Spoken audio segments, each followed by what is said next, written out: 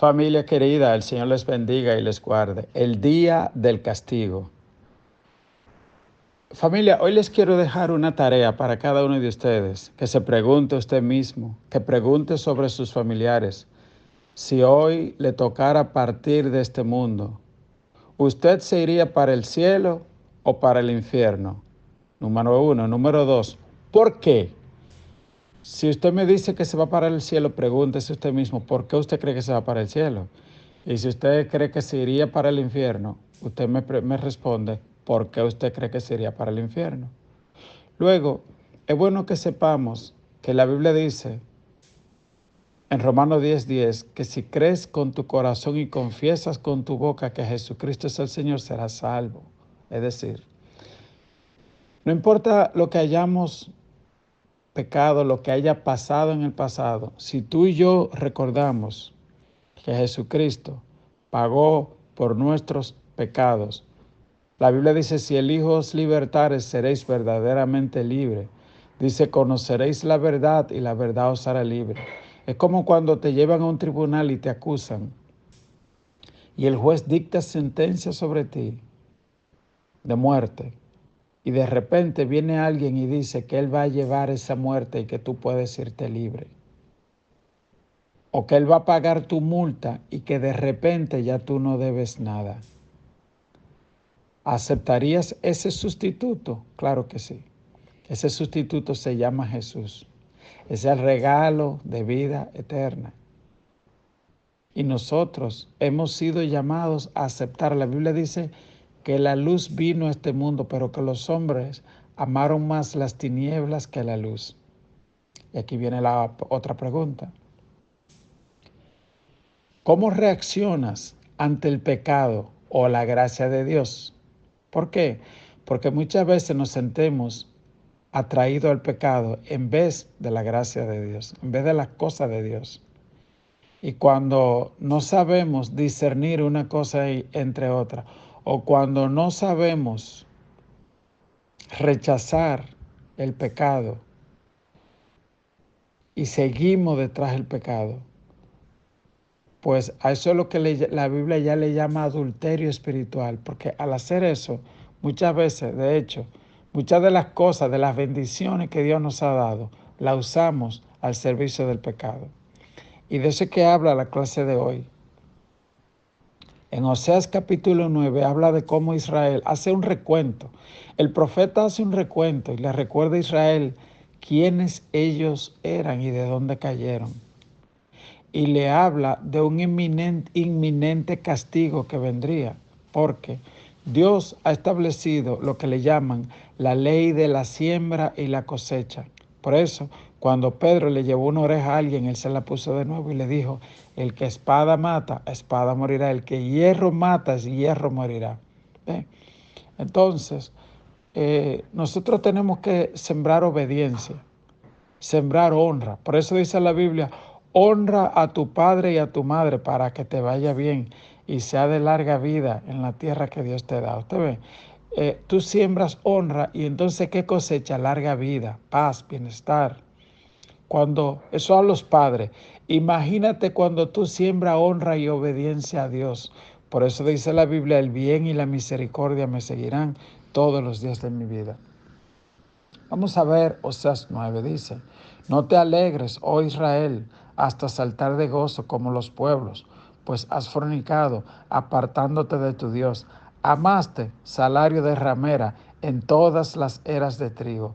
La era y el lagar no los mantendrá y les fallará el mosto. Mire, lo que pasa es que en este tiempo Israel había hecho un pacto con Asiria para que los proteja y ellos se regocijaban con un rey perverso que reinaba en ese tiempo. Y el mensaje de Oseas es, no se alegren.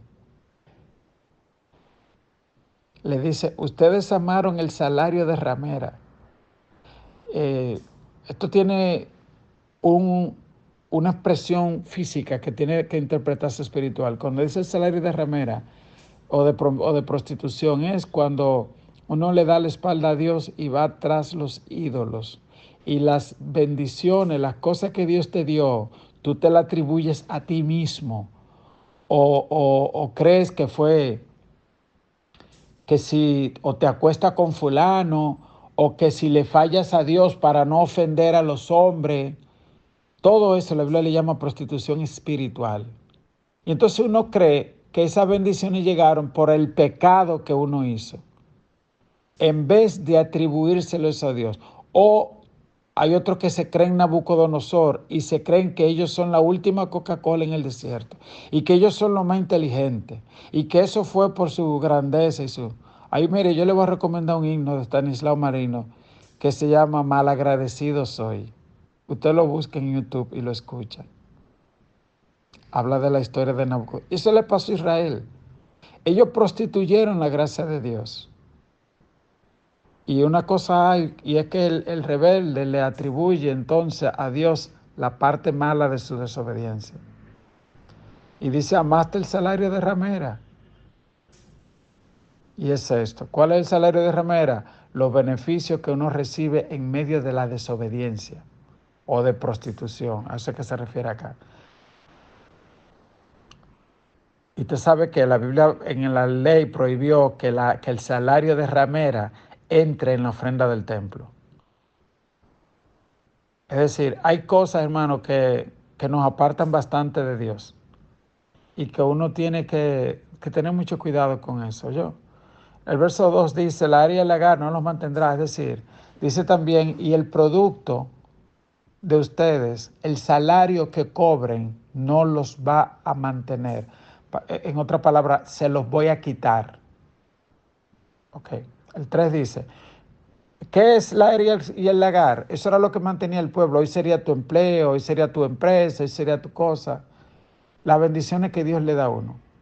Tener cuidado de uno no pervertir. El verso 3 dice, no quedará en la tierra de Jehová, sino que volverán a Efraín, a Egipto y a Siria, donde comerán vianda inmunda. Es decir, en vez de, ellos habían hecho una alianza con Efraín, con Asiria, para que los proteja, para que ellos estén en su tierra, para ellos asegurar su comida. Dios le dice, ni van a, la siembra que ustedes sembraron no se la van a comer y no se van a quedar en la tierra, van a ser deportados y van a ser esclavos de nuevo como eran en Egipto.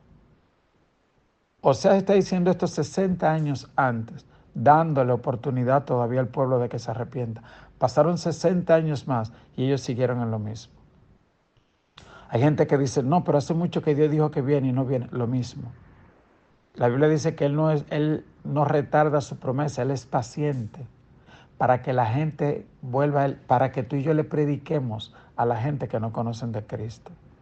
Dice el verso 4, no harán libaciones a Jehová ni sus sacrificios les serán gratos, como pan deleutado les serán a ellos, todos los que coman de él serán inmundos, será pues el pan de ellos para sí mismo, este pan no entrará en la casa de Jehová. Claro, porque una vez que ellos se ven allá en la cautividad, van a querer falsificar la oración, el sacrificio, el holocausto que ofrecían los levitas o que estaban supuestos a ofrecer los levitas, pero que ellos corrompieron. Y después cuando se ven allá van a querer hacerlo. Y Dios le dice, no, ya eso no es acepto. Y dice el verso 5, ¿qué haréis en el día de la solemnidad y en el día de las fiestas de Jehová? Porque he aquí se fueron ellos a causa de la destrucción. Egipto los recogerá, Memphis los enterrará. La ortiga conquistará lo deseable de su plata y de espino, y crecerán en sus moradas. Vinieron los días del castigo, vinieron los días de la retribución, e Israel lo conocerá. Yo creo que a usted y a mí nos pasa lo mismo. Cuando cosechamos los frutos de nuestra desobediencia, aunque no se lo digamos a nadie, allá en el corazón sabemos, mira, esto me vino por esto, aquello y lo otro. Y hay gente que eso lo que hace es alejarse de Dios. Y hay gente que esas situaciones lo que hacen es que lo acercan al altar de Dios y derraman lágrimas. Lágrimas del corazón que a veces no se ven por fuera, pero que uno va delante de Dios como fue David con el Salmo 51 y le dijo, crea en mí, oh Dios, un espíritu recto. Límpiame, le dijo al rey David. El verso 8 dice, atalaya es Efraín para con mi Dios. El profeta es lazo de cazador en todos sus caminos. Odio en la casa de su Dios. Llegaron hasta lo más bajo en su corrupción, como en los días de Gabá. ahora se acordará de su iniquidad, castigará su pecado. Esta última parte que dice que llegaron en lo más bajo de su corrupción y menciona a Gabá. En Gabá lo que pasa es que un hombre de Dios, un levita, entró con su esposa y cuando llegó a la ciudad de Benjamín, dice la Biblia que los hombres de aquella ciudad agarraron al hombre y lo querían violar.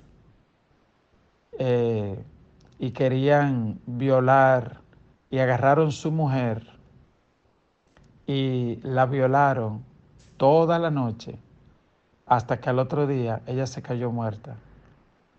Y cuando le dijeron, Efraín le dijo a Benjamín, a esa tribu, tienes que entregarme a los hombres que hicieron esto. Ellos se rechazaron. Y Efraín peleó valientemente, e Israel peleó valientemente para quitar ese pecado de Israel. Sin embargo, los años pasaron y ahora Dios le dice, caramba, Efraín, ¿quién tú eras? Y mira dónde estás ahora. Tú que sacabas tiempo siempre para leer la Biblia. Tú que sacabas tiempo en la mañana para orar. ¿Qué ha pasado? ¿Qué pasa, Efraín? Padre, te ruego que tú nos ayudes a poner en orden nuestras prioridades, a no cometer idolatría al poner otras cosas antes que a ti. Perdónanos, ayúdanos a ser ganadores de alma, ayúdanos a dedicar nuestro mejor tiempo para ti en esta vida, en el nombre de Jesús, a llevar almas a tu reino, Señor. Gracias. Amén.